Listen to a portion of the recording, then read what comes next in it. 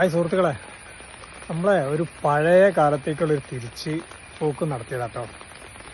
നമ്മളൊരു കുട്ടിക്കാലത്ത് ജനിച്ചു വളർന്ന ഒരു വീട്, അതൊക്കെ ഒന്ന് നിങ്ങൾക്ക് കാണിച്ചു തരാം കേട്ടോ, നിങ്ങളെ മുന്നിലേക്ക് എത്തിക്കേ. അപ്പോൾ കണ്ടു നോക്കിട്ടോ. ഹായ് സുഹൃത്തുക്കളെ, ഇതാണ് ആ രാജകൊട്ടാരം കേട്ടോ. 1978 തൊട്ട് 1985-86 വരെ ഈ ഒരു വീടായിരുന്നു കേട്ടോ.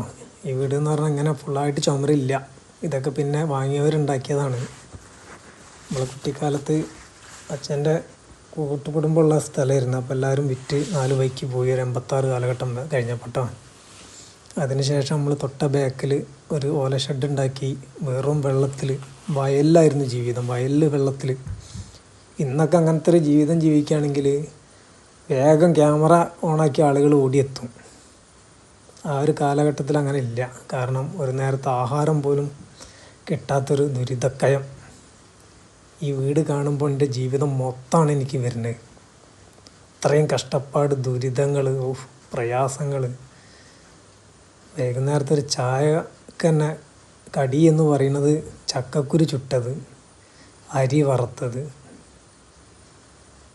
നമ്മൾ തൊട്ടതിൻ്റെ തൊട്ട ബാക്കിൽ ഓല ഷെഡ് ഉണ്ടായിരുന്നു, പക്ഷെ അതില്ല ഇട്ടപ്പം. ഓല ഷെഡും അതിൻ്റെ കൂടെ ചെറിയൊരു വാർപ്പ് കൂടെ ഉണ്ടാക്കിയിട്ടുണ്ടായിരുന്നു.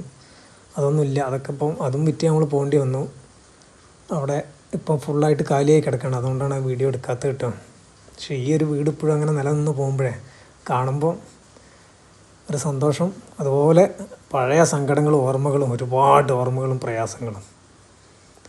ഇതാണ് നമ്മുടെ സ്വിമ്മിങ് പൂള്, യൂറോപ്യൻ ക്ലോസറ്റ് ഒക്കെ ഈ പുഴയായിരുന്നു കേട്ടോ.